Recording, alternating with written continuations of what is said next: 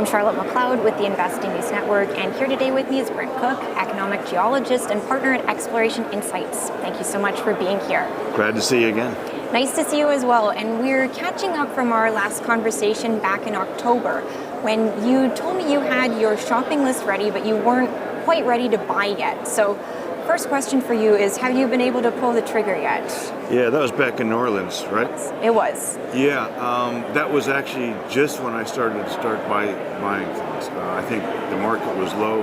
We were getting hit with tax loss season, and January is generally an uptick. So yeah, I did manage to buy a number of stocks. A few I've let go in January. But no, I think it was a good time then, and I think we're approaching another good time as well, given the macro environment for metals and the demand for base and precious metals. So I think it's a good time. I'm not always that positive. No, that's true. It's nice to hear. So we're here at PDAC, and one thing about this event is, of course, that there's so many companies that are down on the show floor just below us. So I'm sure you've been looking around. Are there any opportunities that you've noticed so far? In terms of companies? In terms of companies. Well, I can tell you what I bought recently. Okay. That I like a lot. And the first would be Headwater Gold, which is grassroots exploration in the U.S. Basin Range. I spent time with them in the field. I actually came on as a technical advisor, and they're just doing great new conceptual work.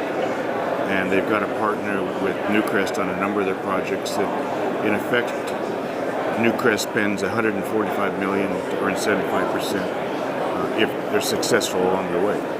The other one is Arizona Sonora Copper. That's one of Joe Mazumder's top picks. We've been there, looked at it. Like copper, it's permittable. They own the water, they own the land. So those are the sorts of things you want to look for in any project, advanced project. Is it permittable, and how long is it going to take to permit? Okay, thank you for sharing those examples. I think that's really helpful. So we've been down on the show floor talking to companies as well and asking them about their challenges right now. And one that comes up quite often is inflation, which continues to be persistent. One thing I'm wondering about is companies that have already completed their economic studies using old numbers. Are they going to have to adjust those or redo them, or will it be on investors to think about that when they're looking at these stocks? Well, I think both. Certainly, a company is trying to advance a project from, say, a preliminary study to a pre-feas or feasibility. If the study is more than 2 or 3 years old, they're going to have to redo the numbers. And more importantly, and this is what I talked a lot about yesterday here at the PDAC, was I see a lot of these studies, particularly the early stage preliminary ones, in pre-feas, and they're just not legitimate. I won't give examples, but there's a number of studies I've looked at that I know are not accurate. I show one slide that has all-in sustaining costs and grade like this, and all the operating mines are in this range, yet all the ones that are in pre-feed undeveloped, if you will, are down here at the very lower quartile. Now, these mines that are in operation have gone through the whole process of being built, getting fixing what was wrong, optimizing. There's ones down here that they're being presented as pre-feasibility and are in the lower quartile, lower cost than the ones in operation. It's just not true. It's just not right. That's very interesting. And so for you, I'm sure you look at these and it's easy for you to identify something is not right here. This doesn't make any sense. For investors who might not have that level of knowledge, are there things that they can look for to help them identify these red flags? I think one thing in general is this might be a little technical, but the cutoff grade should be your break-even cost. And by break-even cost, I mean recovered grade, mining, processing, and G&A costs. So that should be your cutoff grade for a resource estimate. You want to see an average grade in the order of 2 times that or more, so you can cover the capex and make a profit. So that's sort of a real simple rule of thumb. I want to see 2x the cutoff grade at least. Okay, I think that's pretty helpful. So here at PDAC, there's always a big focus on ESG, right? This is one of the themes that always comes up at this conference. And I wanted to get your take on that because you and Joe, you do a lot of traveling around to different jurisdictions. I'm sure you've seen how this is impacting companies at different stages in the mining sector. My experience on the road has been that almost every company I visit has been doing a very good job in terms of stakeholder involvement. Most of the exploration companies, they'll go in, they'll set up a little hospital and help build a school or that sort of thing. And that's been going on for decades. The most recent emphasis on it, I think, has gone overboard in terms of ESG. You've got to have everything carbon neutral all the way back to the source. I think it's gone a bit overboard, personally. And I think it's a detriment to the industry. In effect, I could walk in a creek down below the high-tech firms in San Diego, and I bet you I could take a sample of that material in there, and it would not pass what a mine in Nevada is required to pass. So I think it's gone overboard. Yeah, different levels of requirements for different companies, and I think the mining industry does probably come under very close scrutiny in that way. Yeah, as opposed to, like, say, a high-tech company, biotech company, even Walmart. Good point. Okay, so here at PDAC, you've done a couple of presentations. You were telling me just before we started talking. I wondered if you could highlight some of the points that you would want investors to take away from those, because they sound like they're pretty focused on the geology side of things, which people might not have the most high level of knowledge there.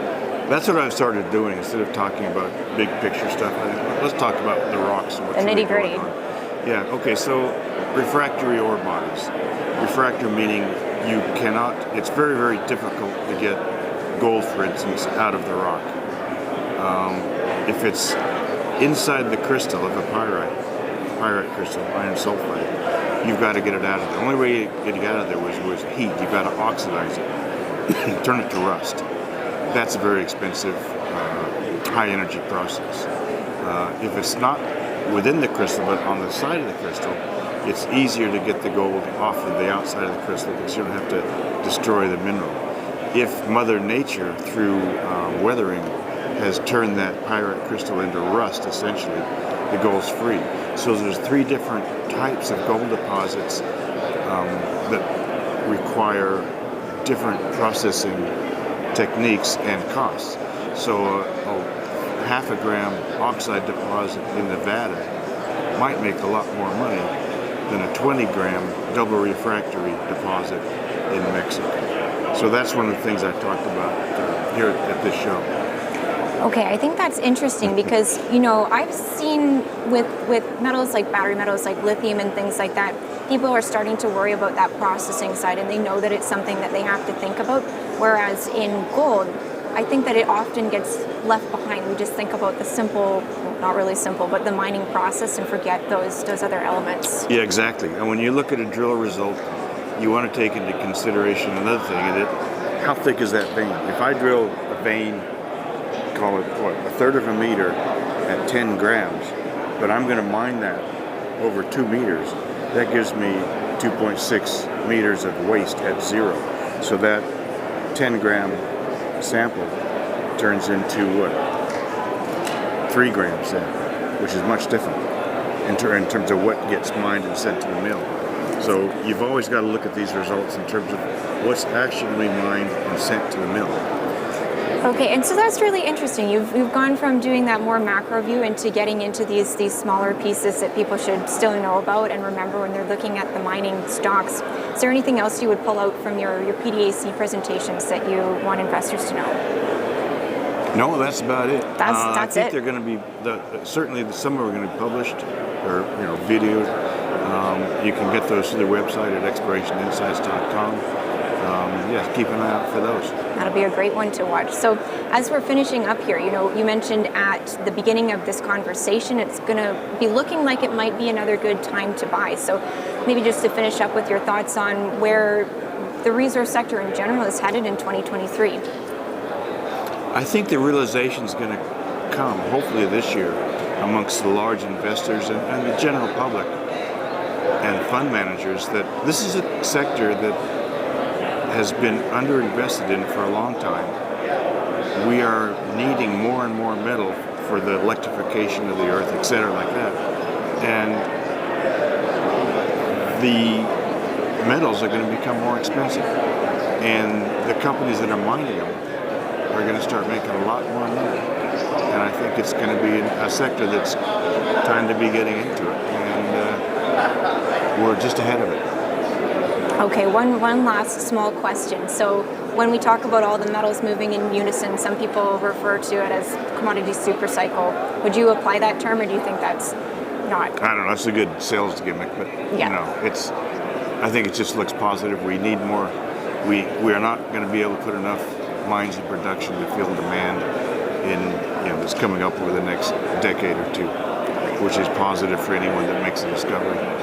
Okay, well, it sounds like that's a good place to wrap it up. So thank you for coming on to share what you're thinking about in terms of the resource sector today. Yeah, thanks. Look forward to our next meeting. Yes, we'll see when it is, hopefully soon. Right. Thank you very much. And once again, I'm Charlotte McLeod with the Investing News Network, and this is Brent Cook.